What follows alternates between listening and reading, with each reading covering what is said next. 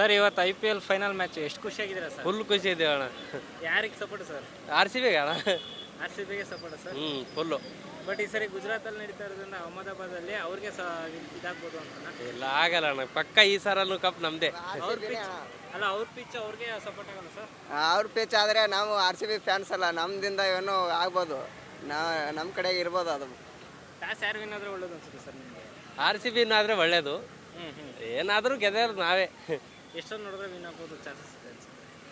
Chances 100%. ಅದೇ ಎಷ್ಟೊಂದು ನೋಡಿದ್ರೆ ಅಂತ ಅಂದ್ಬಿಟ್ಟು 200 ಮೇಲೆ ಹೊಡೆದ್ರೆ ಏನಾದರೂ ನಮಗೆ ಗೆಲ್ಲ ಚಾನ್ಸಸ್ ಇದೆಯಾ? ಹೊಡಿತಾರೆ, 200 ಮೇಲೆ ಹೊಡಿತಾರೆ. 200 ಮೇಲೆ ಹೊಡಿತಾರೆ ಅಂತ ಪಕ್ಕನ? ಪಕ್ಕ. ಬಾಲಿಂಗಲ್ಲೂ ಹೇಳ್ಬೋದು. ಬ್ಯಾಟಿಂಗ್ ಹೊಡಲಿ ಅಂದ್ರೆ ಬಾಲಿಂಗಲ್ಲೇ ಇದ್ದಾರೆ. ಬಾಲಿಂಗಲ್ಲಿ ಇದ್ದಾರೆ.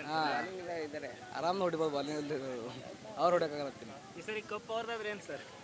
ಯಾರ್ದು? ಆಗ್ಬಿಟ್ರೆ ಮತ್ತೆ ಮುಂದಿನ ಸಲ ಕಪ್ ನಮ್ದೇ. ಈ ಸಲ ಕಪ್ ನಮ್ದೆ.